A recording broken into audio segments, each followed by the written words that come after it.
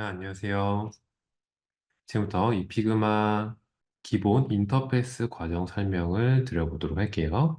일단 여러분들이 피그마를 로그인하셔서 접속을 하시면 이 피그마 홈 화면을 만나보시게 될 텐데요. 이제 이 피그마 홈 화면에서 구조를 간단하게 설명을 드리면 이 좌측 패널에는 현재 내가 열어본 파일 목록을 확인할 수 있는 옵션들과 즐겨찾기 해놓은 목록들, 그리고 팀 프로젝트를 확인할 수가 있게 되고요. 그리고 커뮤니티로 접속할 수 있는 버튼이 보이고 있죠. 자, 그래서 최근 열어본 목록을 확인할 수 있거나 혹은 내가 직접 실행해서 열어본 파일 화면을 열어볼 수가 있게 되고요. 자, 기본 세팅이 이 최근 열어본 리센트 화면에서 여러분들은 이 New 디자인 파일을 눌러서 새로운 피그마 디자인 파일을 실행할 수가 있게 돼요. 자, 이렇게 피그마를 실행해서 접속을 하게 되면 이 피그마의 인터페이스 구조를 우리가 확인할 수 있게 되고요. 자, 이 피그마의 대표적인 인터페이스 구조는 세 가지 구획으로 나눠지게 되고요. 자, 첫 번째는 좌측에 있는 레이어 패널 및 파일명을 관리할 수 있고 메인 메뉴가 존재하는 패널이 보이고요. 그리고 이 하단에는 이 피그마에서 우리가 디자인을 활용하기에 사용되는 이 도구들이 모여져 있는 하단 패널을 확인할 수가 있게 되죠. 자, 그리고 우측 패널에는 내가 무언가를 디자인한다 했을 때 그것들에 대한 상세 옵션이 표기되는 패널을 확인할 수가 있게 되고요. 이 세 가지의 패널이 이 피그마의 가장 기본적인 인터페이스 구조다라고 생각을 해주시면 돼요. 그러면 첫 번째로 이 하단의 인터페이스 구조를 먼저 설명드려 보도록 하죠. 자, 우리가 보통 어떤 디자인 툴을 다룬다 했을 때 사용하는 핵심 기능들이 이 피그마는 이 하단에 이렇게 선별되어서 고정되어 있다라고 생각을 해주시면 되고요. 첫 번째로는 이 선택, Move 툴을 살펴보도록 할게요. 자, 어떤 오브젝트를 선택한다거나 그 오브젝트를 선택해서 이동하는 이런 역할이 이제 Move 툴이라고 생각해 주시면 되고요. 그래서 이렇게 각각의 도구 옆에 이 드롭다운 되는 화살표가 보이시죠? 이 화살표를 눌러보시면 이 명시되어 있는 툴 외에 추가적인 기능이 숨겨져 있는 것을 확인할 수가 있게 되죠. 자, 그럼 이제 밑에 핸드 툴이 있는데요. 이 핸드 툴은 화면을 잡고 이동하는 기능을 말하게 되고요. 내가 어떤 디자인 영역에서 다른 디자인 영역으로 이 피그마 내부 화면에서 이동을 하고 싶을 때는 이 핸드 툴을 설정하고 클릭을 해서 화면을 잡아 끌면, 즉 드래그를 하면은 이렇게 이동이 가능하게 되고요. 단축키는 스페이스바를 누르고 선택해 주시면 돼요. 자, 그리고 여기 스케일은 이 어떤 오브젝트 크기를 활용할 수 있는 기능이라고 보시면 되고요. 가장 자주 쓰이는 이 무브 툴은 단축키가 V이기 때문에 꼭 기억을 해주시고 자주 활용해 주시면 좋을 것 같고요. 자, 그 다음 이제 살펴볼 것이 여기 옆에 있는 프레임이고요. 자, 이 프레임 같은 경우는 쉽게 생각해서 내가 디자인할 수 있는 공간이다라고 생각을 해주시면 돼요. 그래서 이 피그마는 포토샵 같은 다른 디자인 툴과는 다르게 아무것도 없는 공백의 파일이 먼저 열리게 되고요. 여기서 내가 디자인할 대지, 디자인할 화면을 선택해서 디자인을 시작할 수 있다라고 생각해 주시면 되고요. 그래서 이 프레임을 선택하시고 내가 원하는 크기를 직접 드래그해서 내가 지정할 화면 크기를 설정해 주시거나 혹은 이 프레임에서 내가 원하는 지금 이 각종 디바이스들의 크기를 기준으로 적어할 수가 있게 돼요. 그래서 여러분들이 사용하고자 하시는 그 디바이스 명들을 확인하시고요. 여러분들이 필요하시는 그 디바이스가 보인다면 그것들을 선택해서 프레임을 불러일으킬 수가 있게 되죠. 이렇게 완성된 프레임은요, 복사, 붙여넣기가 가능하고요. 그리고 크기 같은 것들이 무한정으로 수정이 가능해요. 그래서 컨트롤 C, 컨트롤 V를 이용해서 복사, 붙여넣기를 하시거나 커맨드 D를 눌러주셔도 이 복제가 된다라고 생각해 주시면 되고요. 자, 이 프레임명을 관리할 수 있는 방법은 이 프레임 이름을 선택해 주시면 여기서 우리가 이름을 수정할 수가 있게 되고요. 자, 그래서 여기서 내가 원하는 프레임명을 적어서 관리할 수 있다라고 생각을 해주시면 되고요. 자, 이렇게 프레임들이 만들어졌으면 내가 여기서 뭔가 활용할 수 있는 디자인 영역들이 완성이 되었다라고 할 수가 있고요. 이제 섹션이라는 기능을 활용해 볼 건데, 자, 이 섹션이라는 기능은 자, 조금 더 상위 개념의 그룹이다라고 생각을 해주세요. 예를 들어서 내가 지금 만들고 있는 화면이 어떠한 구간이다. 예를 들면 이것이 로그인과 회원가입 과정이다라고 가정을 해보도록 하죠.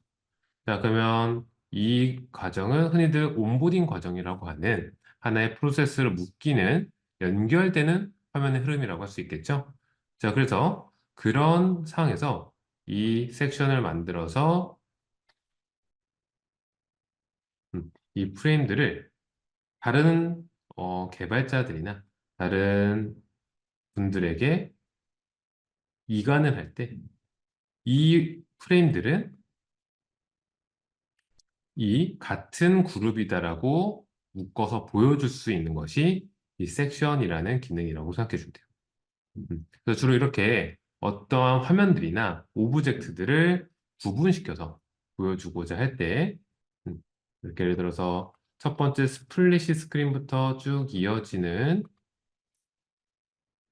이 온보딩 과정을 우리 이렇게 섹션으로 구분시켜서 이 온보딩이라는 그룹핑을 만들게 되면은 다른 사람들도 이 과정을 봤을 때 이 과정은 이렇게 로그인되고 회원가입되는 초기 온보딩 과정이구나라는 것을 확인할 수 있게 되는 것이죠. 그래서 이 섹션이라는 기능은 이런 방향으로 여러분들이 사용할 수가 있게 될 것이고요. 자, 근데 이제 슬라이스라는 기능은 어떤 이미지나 어떤 디자인 요소들을 말 그대로 자르고자 할 때 그 부분들을 잘라서 따로 저장한다거나 활용하고자 했을 때 이 슬라이스라는 기능을 활용하셔서 그 일정 부분만 오려내서 사용할 수 있다라고 생각해 주시면 되고요. 그 다음은 여기 도형 툴들을 보도록 할게요. 자, 이 도형 툴 같은 경우는 총 6가지 기능이 구현이 되고요. 사각형, 라인, 화살표, 원형, 삼각형, 그리고 별 모양을 선택할 수가 있게 돼요. 그래서 먼저 사각형의 경우는 내가 이 사각형을 선택하셔서 직접 드래그해서 모양을 만들 수가 있게 되고요. 이렇게 완성된 사각형은 여기 각 모서리에 원형이 보이죠? 이것은 코너를 둥글게 만들어주는, 즉 모서리를 둥글게 만들어주는 코너 라디우스 값을 직접 특정한 수치를 입력하지 않고도 그냥 간단하게 드래그만으로 코너 라디우스를 처리할 수 있게 만들어주는 기능이라고 보시면 되고요. 자, 그리고 라인 툴은 이렇게 실선과 점선을 표현할 수가 있죠. 자, 그 다음 화살표 툴은요. 화살표를 선택해서 그리게 되면은 추후 설명드릴 이 우측 패널에서 이렇게 보이는 기능들을 활용하여서 내가 원하는 모양을 잡아줄 수가 있게 되고요. 최근에 업데이트가 되어서 한 가지 모양이 더 늘어난 것을 확인할 수 있게 되죠. 자, 그 다음에 이제 원형 툴이고요. 자, 원형 툴 같은 경우는 이 원형을 그렸을 때 똑같이 원형이 하나가 안에 더 숨어 있게 되죠. 이 버튼을 마우스를 갖다 대보면 아크라는 모양이 보이게 되고요. 이 아크라는 모양을 쭉 눌러서 드래그 해 보시면 이렇게 각종 그래프나 어떤 모양을 연출하기 편한 기능들이 더 활성화된다라고 보시면 돼요. 그래서 이렇게 수입을 할 수도 있고요. 이렇게 중간에 구멍을 뚫어서 도넛 모양 만들어줄 수도 있고 이 시작되는 위치를 조절할 수도 있게 되죠. 그래서 이 원으로부터 파생될 수 있는 각종 도형의 모양들, 그래프의 모양들을 이 원형 툴로 사용하시면 비교적 쉽게 모양을 만들어줄 수가 있게 되고요. 자, 그다음 이제 폴리곤 툴은 다각형 툴을 의미하게 되고요. 기본 세팅은 삼각형으로 세팅이 되게 돼요. 그래서 여기서 또 나오는 옵션 값을 통해서 코너 라디우스를 조절할 수도 있고요. 여기서 이 카운트 개수를 조절할 수가 있게 되죠. 그래서 카운트는 내가 원하는 대로 모양을 잡아줄 수도 있게 되고요. 그래서 보여지겠지만 여기 있는 숫자를 직접 입력하셔도 이 카운트 개수를 조절할 수 있다. 라고 생각해 주시면 되고요. 자, 그 다음 별 모양 들어보도록 하죠. 자, 별 모양 같은 경우는 일단 별을 그려낼 수 있는 도형을 말하게 되고요. 자, 이렇게 또 각종 옵션들이 안에서 추가적으로 나타나게 되는데 이렇게 코너 라디우스를 조절할 수도 있고요. 안쪽에 있는 네 각도를 조절할 수도 있고 이 별의 꼭지점 개수를 조절할 수가 있게 돼요. 꼭 별 모양뿐만 아니라 이렇게 다양한 모양의 오브젝트를 또 이 스타투를 이용해서 제작할 수가 있게 되는 것이죠. 그 외에 이 도형툴 안에서 어떤 이미지나 비디오를 삽입할 수 있는 기능을 또 활용할 수가 있게 되고요. 자, 이렇게 도형툴은 내가 필요한 어떤 도형적 요소들을 직접 그려서 표현하는 것을 말하게 되는데, 자, 이렇게 도형의 형태가 아닌 좀 자유롭게 표현을 하고자 할 때는 이 펜 툴을 사용할 수가 있게 되겠죠. 자, 이 펜 툴의 경우는 직접 내가 마우스를 움직여서 클릭을 해서 무언가를 그려내는, 그래서 이 패스 툴이라고 보시면 되고요. 그래서 처음에 클릭을 하면 패스가 하나 찍히게 되고요. 한 번 더 클릭을 하면 패스와 패스가 연결이 되어서 선이 되죠. 그래서 이 선들을 서로 원하는 모양으로 이어주고 마지막으로 이렇게 마지막 만나는 지점에 커서가 이 원 모양으로 추가적으로 더 나타났을 때 연결시켜 주시면 이것은 연결된 사각형 도형이 완성되게 돼요. 그래서 디자인 툴이 익숙하신 분들 너무나 친숙한 기능일 거고요. 디자인 툴이 익숙하지 않으신 분들이라면 이렇게 연결시켜서 꼭 마무리 지어 주셔야지 그 모양이 완성된다라고 꼭 기억을 해 주셔야 되고요. 자, 이렇게 만들어진 이 패스트를 우리가 확인해 보면 지금 우리가 봤던 화면과 조금 다른 모습을 볼 수 있죠? 여기서 추가적으로 세부 기능을 확인할 수가 있게 되는데요. 자, 지금 이렇게 내가 펜 툴을 이용해서 무언가를 만들어냈을 때는 이 상황을 편집 모드라고 생각해 주시면 돼요. 그래서 이 편집 모드에서는 이 만들어진 도형을 자유롭게 선택이 가능하게 되고요.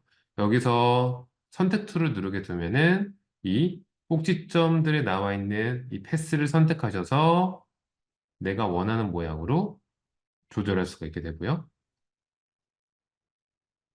그리고 이 밴드 툴 기능을 이용하셔서 이 꼭 내가 선택한 꼭지점 부분에 각도를 만들어줄 수도 있게 돼요. 이렇게 곡선의 형태를 만들 수 있게 되고요.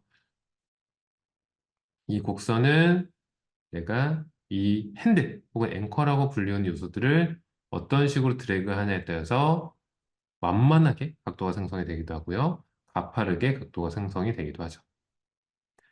자, 그리고 이 단계에서 내가 원하는 패스를 이 펜 툴을 선택하시고 어, Alt 혹은 옵션을 누르시고 제거하거나 추가할 수도 있게 되고요. 그래서 자, 어떤 패스를 추가하거나 옵션이나 Alt를 누른 상태에서는 마이너스 형태로 커서가 바뀌죠. 이것을 이용해서 이렇게 옵션도 조절할 수가 있게 되죠. 그리고 여기 보여지는 이 페인트 기능을 이용해서 특정한 컬러를 채울 수도 있게 됩니다.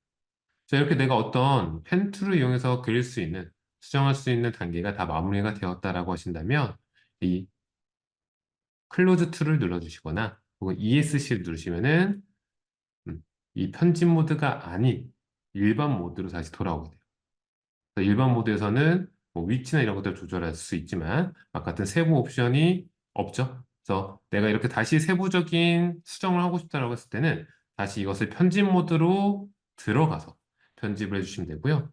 이 도형을 편집 모드로 들어갈 수 있는 방법은 이 도형 오브젝트를 더블 클릭하시거나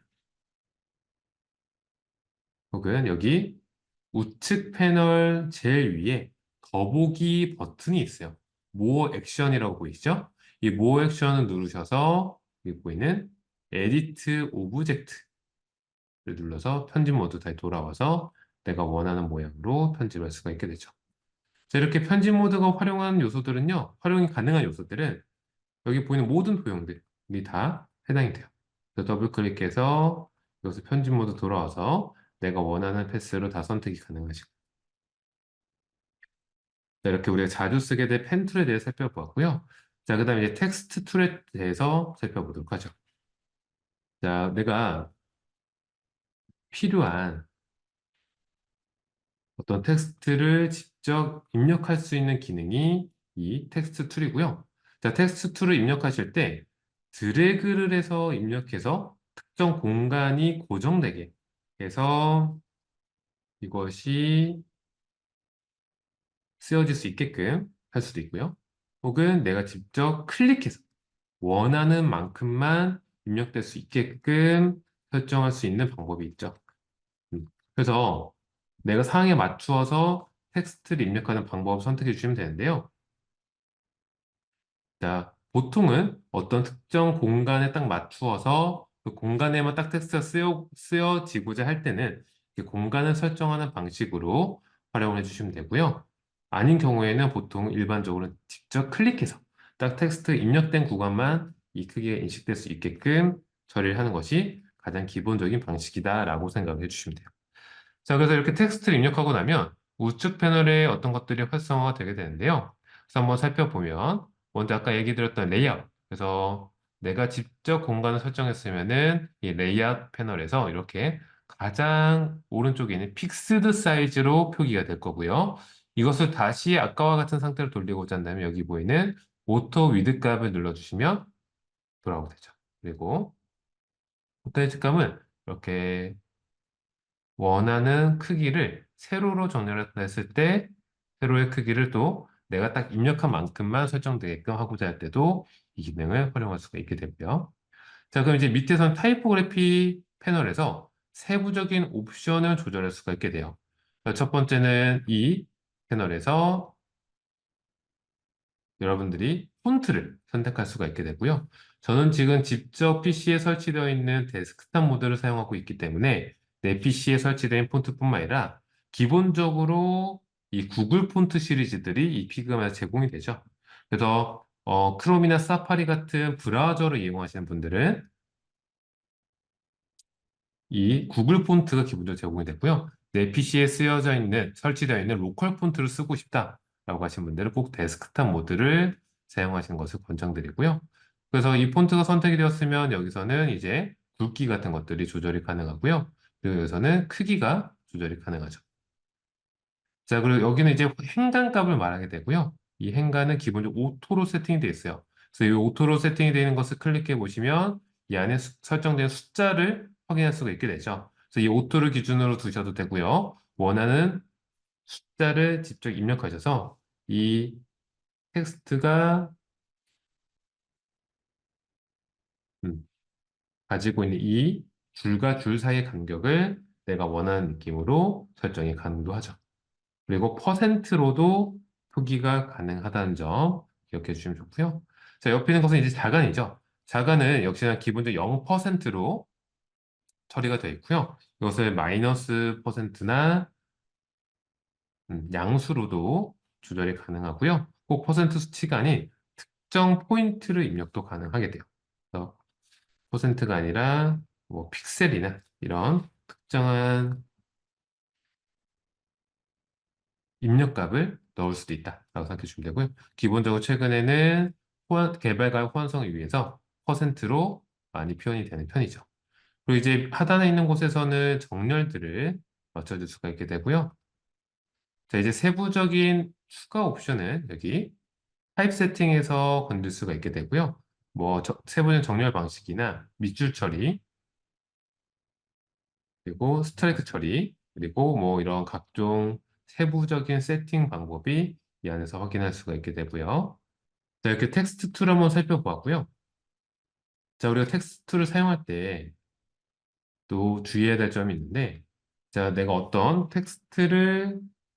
UI를 작업한다 했을 때 텍스트를 넣어야 되는 사항들이 많이 생기죠. 자, 이렇게 텍스트가 입력이 되었을 때 어떤 문제가 생길 수가 있냐면 텍스트는 고유 이 행간값이 뭐 오토로 적용이 되든 행간이 들어가기 때문에 폰트의 특성에 따라서 위, 아래 공간이 다르게 설정되는 경우들이 빈번해요. 그럼 내가 이것들을 이용해서 어떤 버튼을 만든다 했을 때 이것을 채우면 지금 보이는 영역은 그나마 큰 문제가 없어 보이지만 그래도 행간 좀 여유 있게 준다 했을 때 확실하게 위에 공간이 많이 남게 되는 것을 눈으로 확인할 수가 있게 되죠. 그러면 내가 딱 나는 정중앙에 위치를 시키고 싶은데 이 어쩔 수 없는 행간 수치 때문에 틀어져 보이는 현상이 많이 나타나게 될 것이고요. 이것을 해결하고자 하실 때는 옆에 보이는 타입 세팅에서 버티컬 트림을 이용하십니다. 이 버티컬 트림에서 기본 세팅인 스탠다드가 아니라 캡 헤드 투 베이스라인을 선택하시면 딱 그 텍스트 영역만큼만 크기가 인식되게끔 설정할 수도 있게 되죠. 그래서 여러분들이 이 텍스트를 이용해서 UI 디자이너로 연결시키고 할 때는 이 기능을 버티컬 트림이라는 기능을 꼭 기억해 놓으셨다가 활용해 주시면 좋을 것 같고요. 자, 이렇게 텍스트 툴에 대해서 살펴보았고요. 자, 이 피그마의 주요 기능 중에 하나가 바로 코멘트 툴이죠. 자, 이 피그마는 나 혼자만이 이 파일을 접속해서 작업하는 것이 아니라 우리 같은 팀, 동료들, 나와 같이 협업을 하는 사람들과 초대를 해서 동시다발적인 작업과 확인이 가능한 실시간 협업 프로그램이기도 해요. 자, 그래서 팀원들끼리 원하는 의견들이 코멘트 기능을 이용해서 남길 수가 있게 되는 것이고요. 이렇게 코멘트를 남기게 되면은 누가 남겼는지 그리고 어떤 멘트들이 있는지를 확인할 수가 있게 되고요. 이것을 어, 확인이 끝나면 아까 같은 확인 버튼을 눌러서 제거할 수도 있게 되고 그래서 이렇게 실시간으로 소통이 가능한 점, 뭐 이모지나 이런 이미지까지도 첨부 가능한 점 확인해 주시면 좋을 것 같고요. 자, 이제 옆에 액션 툴이 있는데 이 액션 툴은 피그마에서 추가적으로 제공되는 기능들, 대표적인 이런 플러그인 같은 것들이나 이 나중에 배울 심화 과정 이후에 진행된 이 저장된 에셋들을 관리할 수 있게끔 만들어주는 패널이라고 생각해 주시면 돼요. 그래서 여러분들이 사용하시는 플러그인 같은 것들이 설치되면 여기에 전부 다 나타나게 되고요. 그래서 필요한 플러그인들을 가져다가 사용할 수 있다라고 생각해 주시면 되고요. 그러니까 가장 이제 오른쪽에 보이는 이 데브 모드라고 보이시죠? 이것은 이제 개발자 모드를 말하게 되고요. 자, 내가 만든 디자인이 이것은 더 이상 수정될 여지가 없고 완성이 되었어요. 그러면 이제 이것을 개발자 모드로 넘겨줄 수가 있게 되고요. 그 개발자 모드로 확인을 하게 될 경우, 만약에 이제 개발자분들은 디자인 과정이 필요가 없기 때문에 이런 도형 툴이나 이런 것들을 확인할 수 있는 것이 아니라 이렇게 음, 개발자 모드로 전환해서 개발에 필요한 기능들만을 이걸 통해서 확인할 수가 있게 되는 거죠. 그 안에 세부적인 옵션들, 그 안에 들어있는 이런 코드 같은 것들이나 이런 컬러 같은 부가적인 개발에 필요한 전용 옵션들이 모여있는 개발자들을 위한 피그마 환경이라고 생각해 주시면 되고요. 이것을 다시 선택하시면 우리가 평소 사용하는 디자이너들이 사용하는 디자인 모드로 전환이 되게 된 것이죠. 그래서 이 피그마의 경우는 디자이너 모드와 개발자 모드가 따로 있다라고 생각을 해주시면 돼요. 자, 이렇게 하단 패널에 대해서 전부 다 살펴보았고요. 이제 좌측 패널 한번 살펴보도록 하죠. 자, 이 좌측 패널의 경우는 이 첫 번째 보이는 이 피그마 아이콘을 선택해 보시면 여기서 이렇게 메인 메뉴라고 보시면 되고요. 부가적인 모든 기능들이 여기 담겨 있다라고 생각을 해주시면 돼요. 그래서 뭐 각종 이런 단축키부터 시작해서 플러그인이나 위젯, 리퍼런서 같은 이런 부가적인 옵션들을 확인할 수가 있게 되고 여기서 테마 같은 것들도 조절이 가능하게 되죠. 그래서 여러분들 시간 되시 한번 모든 기능들이 메인 메뉴에 담겨 있으니까 한번 확인해 주시면 좋을 것 같고요. 자, 그 다음에 여기서 이제 파일명을 변경할 수가 있게 돼요. 그래서 처음에 언타이틀드로 되어 있는데 이것을 내가 원하는 파일명으로 변경이 가능하게 되고요. 자, 그리고 밑에 이제 페이지라고 보이시죠? 자, 페이지는 어떠한 개념이냐면, 자, 피그마는 아까 얘기 들었던 것처럼 포토샵과는 조금 다른 역할을 하고 있어요. 그래서 이렇게 하나의 디자인 파일이 있으면 그 안에 복수의 페이지가 존재할 수가 있게 되고요. 그 페이지 안에 우리의 디자인 영역이라고 할 수 있는 복수의 프레임이 선택이 될 수가 있고요. 그 프레임 안에 각종 레이어들이 쌓이게 된다라고 할 수 있죠. 그러니까 포토샵 같은 경우는 하나의 파일 안에 하나의 페이지와 단일 프레임만 존재할 수 있게 되지만 이 피그마 같은 경우는 하나의 넓은 파일 안에 여러 개의 페이지를 활용해서 여러분들이 원하는 방향으로 선택을 할 수가 있게 되고요. 예를 들면 한 페이지는 디자인을 할 때 사용하고요. 한 페이지는 레퍼런스 자료를 모으는 데 사용하고 한 페이지는 어떤 기획 과정에서 필요한 것들을 정리하는 용도로 활용할 수가 있게 되고요. 또는 각 페이지를 여러 개 만들어서 버전을 관리하는 데도 사용이 되게 돼요. 가장 최상위에 있는 페이지는 현재 버전, 순차적으로 그 하단에 이어지는 페이지들을 이제 그 이전 버전으로 관리하면서도 이 파일을 활용할 수가 있게 되고요. 그래서 우리는 이 페이지를 선택할 수 있다. 대신 무료 버전을 사용하시는 분들은 이 페이지에 대한 어, 개수는 이제 무제한이 아니라 이제 페이지를 생성할 수 있는 개수가 제한이 걸려 있어요. 그래서 이렇게 페이지를 추가할 수가 있게 되고요. 자, 페이지 1에서 보면은 여기서 보이는 이제 섹션이 보이고 그 안에 이제 프레임들이 보이죠. 이 프레임 안에 이렇게 레이어들이 쌓이게 되는 개념이다 라고 생각을 해줍니다. 그래서 레이어들이 가장 작은 개념이겠죠. 레이어들이 결합된 디자인 화면을 우리는 이렇게 프레임이라고 부르고요. 프레임을 묶어주는 그룹핑이 섹션이고 섹션들이 이제 가장 이 단계에선 큰 개념이고 이제 그것들을 이제 페이지를 구분시켜서 활용할 수 있다 라고 생각해 주시면 되고요.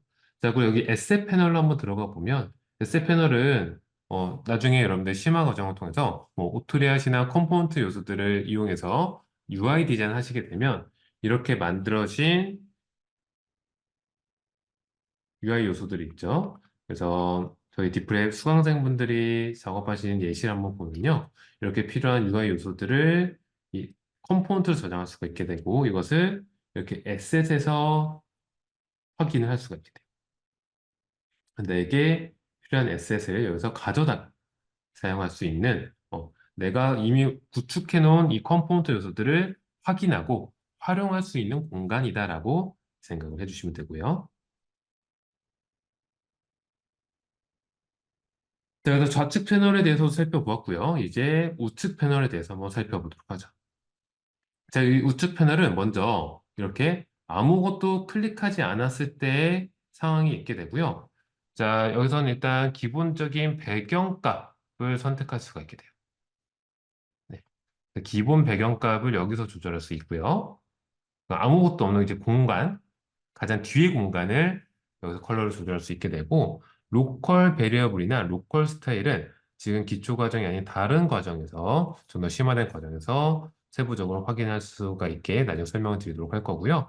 자, 엑스포트 같은 경우는 내가 디자인을 완성한 것을 이 엑스포트 기능을 이용해서 내보내기 할 수 있어요. 이것도 이제 이따가 바로 설명을 드려보도록 할게요.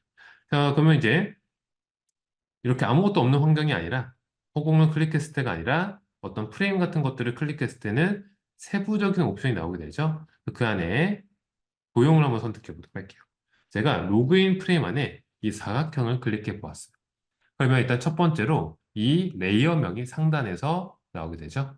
그래서 어떤 요소인지 여기서 표기가 되고요. 그 안에 세부적인 옵션이 있는데 자, 여기서 보시면 이런 컴포넌트를 저장할 수 있다거나 아까 편집 모드로 들어오게 한다거나 세부적인 옵션들이 있게 되고요. 이 기능들도 이따가 실습을 해보면서 설명을 하나씩 드려보도록 하죠. 자, 이제 밑에는 이제 포지션으로 나오게 되고요. 자, 포지션의 경우는 여기서 이제 정렬을 맞춰볼 수가 있게 되고요. 그럼 이 정렬의 기준은 프레임 내부 이 오브젝트가 어느 정렬에 맞추게 될 것이냐를 여기서 선택할 수 있다고 보시면 되고요. 그리고 이 x, y 값은 정렬을 말합니다. 그래서 얘는 0으로 돼 있으면 가장 좌측 상단에 고정이 되어 있다는 것이에요.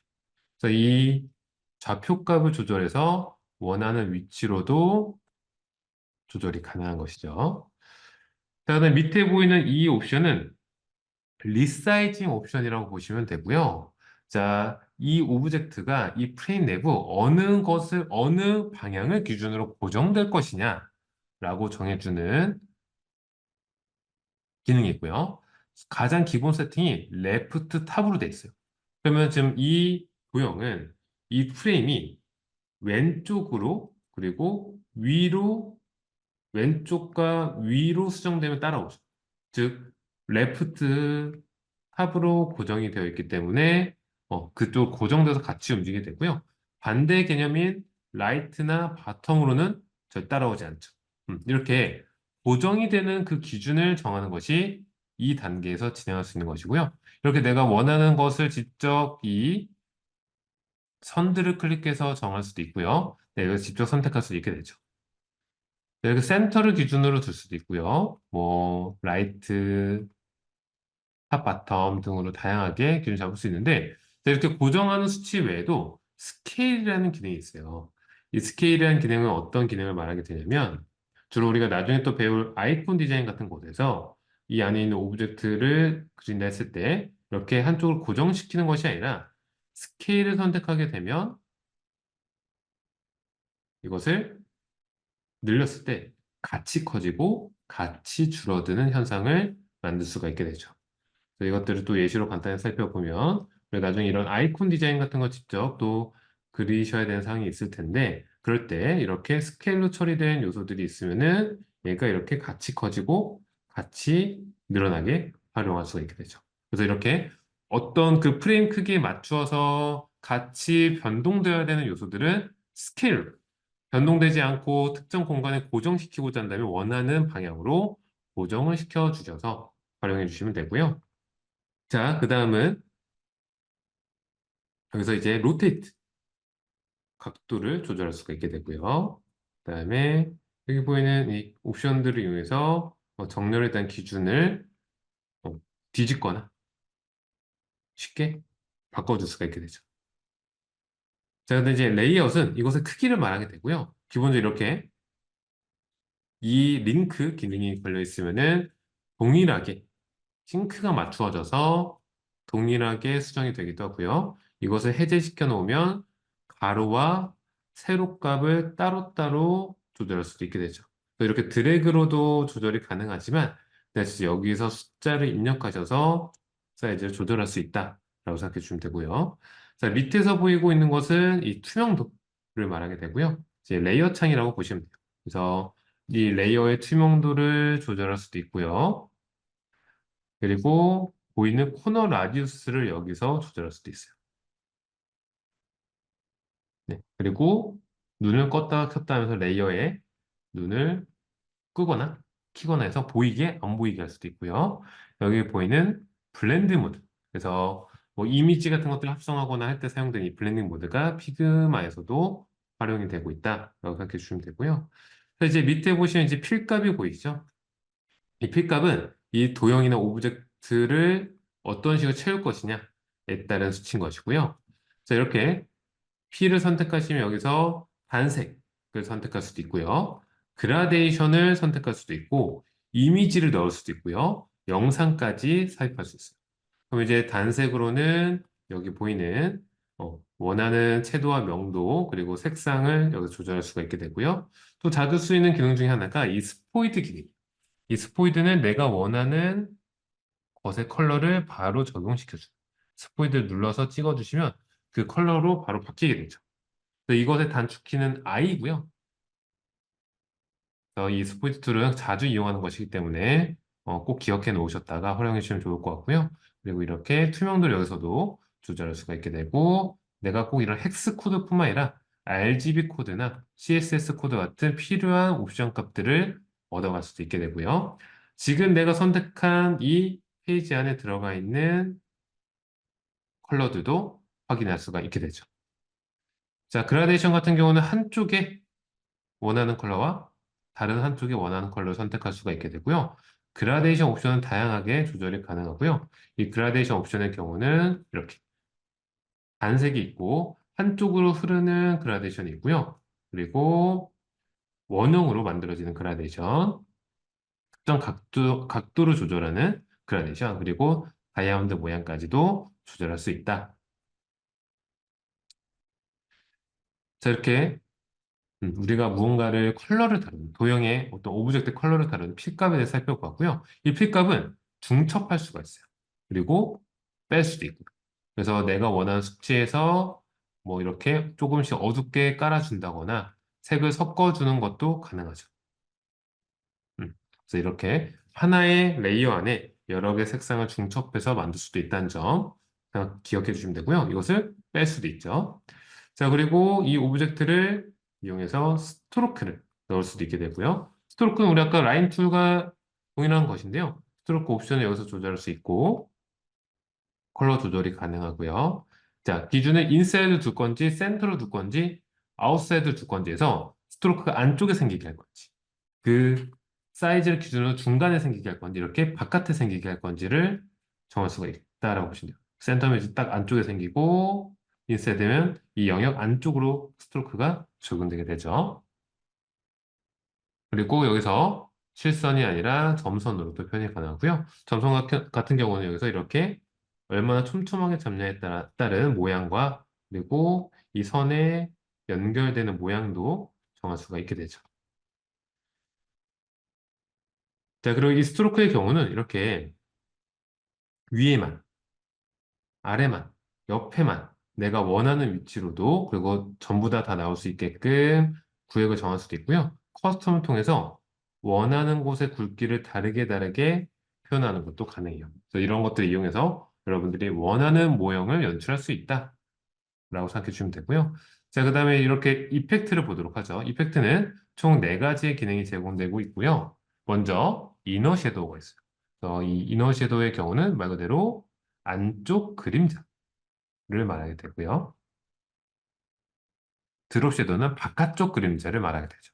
그래서 이너 섀도우와 이 드롭 섀도우는 같은 그림자지만 안쪽으로 나타나냐, 바깥쪽으로 나타나냐에 따른 차이고요.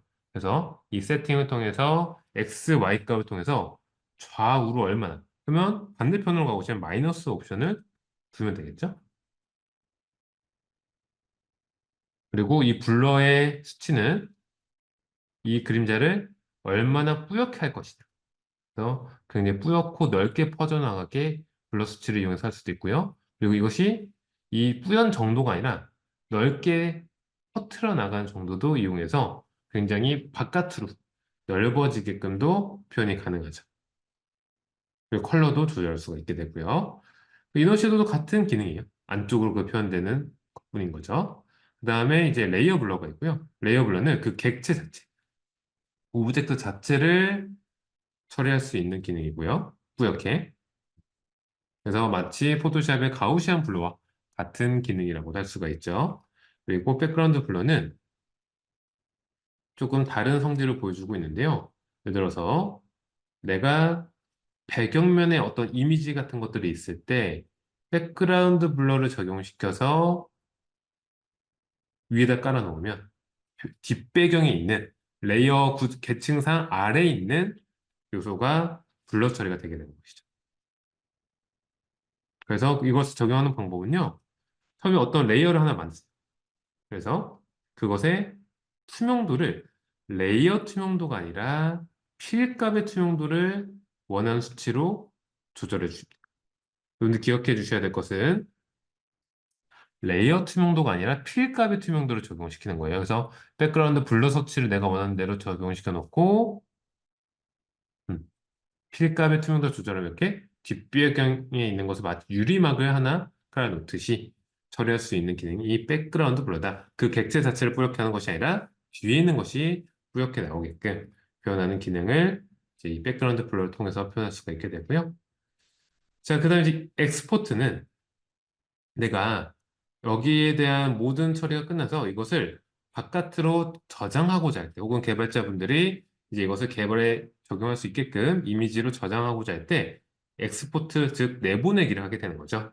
그래서 여기서 이 내보내기 그 사이즈, 배율을 정할 수가 있게 되고요. 여기서는 그 내보내기 포맷을 정할 수가 있게 돼요. PNG, 배경이 투명한 이미지의 경우는 PNG로, 일반 배경 꽉 차 있는 고해상도 이미지는 JPG로, 그리고 이런 도형이나 이런 일러스트 같은 벡터 요소는 SVG로, 여러분들이 어떤 문서 포맷으로 만들고 싶다면 PDF로 저장할 수가 있게 되고요. 이 처음에는 프레임 자체의 이름으로 저장할 수도 있게 되고요. 이 엑스포트를 눌러주시면은 저장 단계에서 또 원하는 이름으로 변경이 가능하고요. 이 저장하는 포맷의 방식은 다양하게 동시에 여러 포맷으로 저장되게끔도 중첩이 가능해요. 그리고 프리뷰를 통해서 어떤 식으로 저장이 되는지도 확인이 가능하고요. 프레임을 선택하셔도 되지만 특정 오브젝트 하나만 선택하는 것도 내보내기가 가능하죠. 자, 이렇게 우측 패널을 살펴보았고, 이제 우측 패널 상단 한번 보도록 하죠. 우측 패널 상단에 이제 프로필 화면이 먼저 보이게 되고요. 그래서 이 파일에 접속한 사람들의 프로필이 여기서 보이게 돼요. 지금 저 혼자 접속했기 때문에 저만 남아있지만, 여러 사람들이 접속했을 때 여기에서 또 여러 사람들의 그 프로필 화면이 나타나게 될 것이고요. 여기 보면은 미리 보기를 할 수가 있게 되는데, 내가 디자인을 완성시킨 상태에서 이것을 프로타이핑을 하고자 할 때 이렇게 미리 보기를 통해서 프로토타이핑까지 다 되어 있다면, 혹은 이것을 어떤 이런 목업에 얹혀서 확인하고 싶다라고 했을 때는 이렇게 미리 보기 상태로 확인할 수가 있게 되고요. 프로토타이핑과 미리 보기는 화면을 위한 패널이라고 보시면 돼요. 그래서 이것은 조금 더 세부적인 것은 나중에 프로타이핑 단계에서 한 번 더 설명을 드려보도록 하고요. 자, 쉐어 버튼은 만약에 누군가, 내 팀원들이나 누군가 초대하고 싶을 때 이 피그마 아이디 입력하셔서 초대를 해서 쉐어를 할 수 있게 만들어주는 기능이고요. 여기서 편집 권한을 줄 것이냐, 보기 권한을 줄 것이냐를 선택할 수가 있죠. 자, 그리고 미리 보기 옆에 프로타입 뷰를 보시면은 이렇게 미리 보기 상태로 갈 수도 있지만 이것을 빠르게 확인할 수 있는 미리 보기 화면을 넘어가는 것이 아니라 프리뷰 형태를 확인할 수가 있게 되고요. 프리뷰는 단축키는 Shift 스페이스바예요. 이렇게 미리 보기 화면 아예 이동되는 것이 아니라 그 자리에서 바로바로 프로타이핑 단계를 확인할 수 있는 위력의 상태도 이런 기능들을 통해서 만들어줄 수가 있게 되고요. 자, 그리고 여기서 이제 화면 배열을 정하게 되는 것인데, 자, 화면 배열을 기본적으로 100%로 보는 습관을 들어주셔야겠죠? 여러분들이 예를 들어 축소를 하거나 확대를 할 땐 Z를 누르고, 클릭을 하면 확대가 되고요. Alt Z를 누르고 클릭하면 축소가 되죠. 그 세부적인 기능들이 있고요. 팁을 하나 드리면 여기서 Shift 0을 누르면 100% 화면으로 바로 이동이 가능, 세팅이 가능하고요. 추가적인 보기 옵션들도 여기서 나중에 확인을 해보시면 되고요.